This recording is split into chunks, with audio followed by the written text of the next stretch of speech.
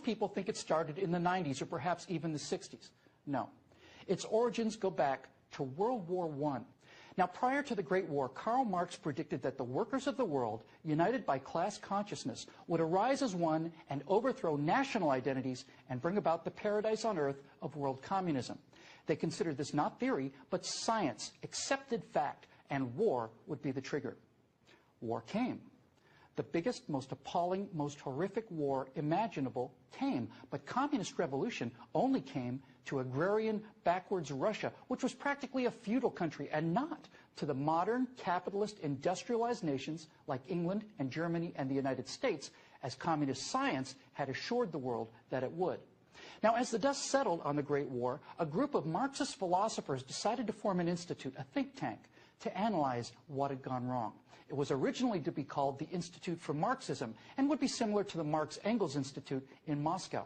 But some worried that the Institute for Marxism might be a little bit too, well, actually a little bit too honest. So they decided instead to name it the Institute for Social Research. Based at Frankfurt University in Germany, the Institute for Social Research opened its doors on July 22, 1924, and over a short period of time, this Marxist brain trust became known simply as the Frankfurt School. The Frankfurt School's problem was very simple. The workers, seduced by the material successes and general prosperity provided by capitalism, were too blinded, that's the word they often use, blinded, by this prosperity and relative well-being to recognize their class consciousness and bring about the communist revolution. Someone else would have to be the vanguard. But who? Now, while these Marxist intellectuals are trying to figure out who the new vanguard of the revolution was going to be, another problem arose. Nazism was on the rise in Germany. Many of these intellectuals were Jewish communists, doubly unwelcome in Hitler's Third Reich. So in 1934, they moved the Institute for Social Research out of Frankfurt and took refuge in America, specifically at Columbia University in New York City. The Institute for Social Research remained at Columbia until 1951, when it returned to Europe. Presumably, it wasn't very far from the Columbia School of Journalism, which awards the Pulitzer Prize. But it was while it was here in America that the Institute, still informally known as the Frankfurt School, did its most important work. The great insight gained by the Frankfurt School was to divorce Marxism from economics and marry Marxism to the culture. And the fruit of this fundamental change in strategy is known as critical theory. Now, the theory of critical theory is simply to criticize. I know it sounds silly when you put it so plainly, but really, that's all there is to it. You see, the Frankfurt School found their new vanguard for the revolution against Western civilization, and it was going to be the dispossessed. The beauty, the genius of critical theory was twofold. First, each area of critical theory could appear to be unique and self-contained. For example, feminism could attack Western culture from the perspective of its oppression against women, and that oppression must be unique to Western culture. No mention was made of what the ancient Chinese or the Aztecs or the Persians or anyone else, how they had treated women. Only the oppression of women in the West was on the table.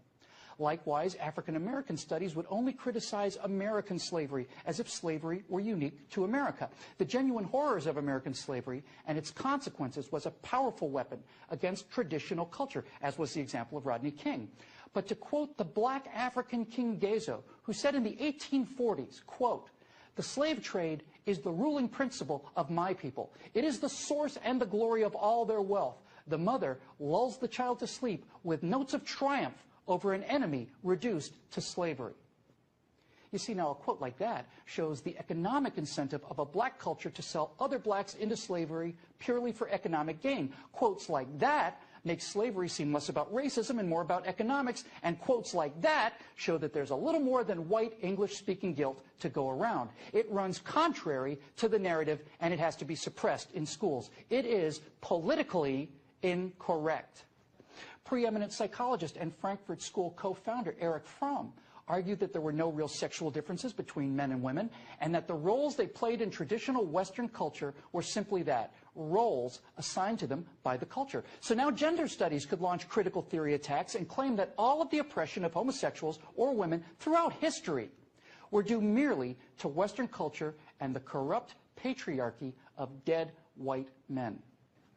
Dead white men laid the philosophical foundation for the United States of America. If capitalism had triumphed where Marxism had failed, the only way left To bring down this edifice of success and prosperity was to go to the root morality that it was based upon and attack it from all sides. Gender studies, radical feminism, African studies, Native American studies, the deconstruction of classical literature to show racism or sexism or whatever other useful ism for philosophies that didn't even exist at the time of their writing.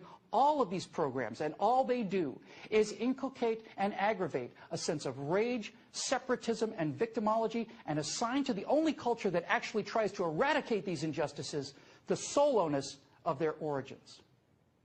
Now, I said that critical theory was brilliant strategy in two ways. The first being that it launched multiple, apparently unconnected attacks against the dominant culture. But the real source of its power and genius, however, is that the criticism never demands an alternative. What might have been better, what might have worked in its place, what alternatives have been tried successfully in the past, nothing. That's because they have nothing.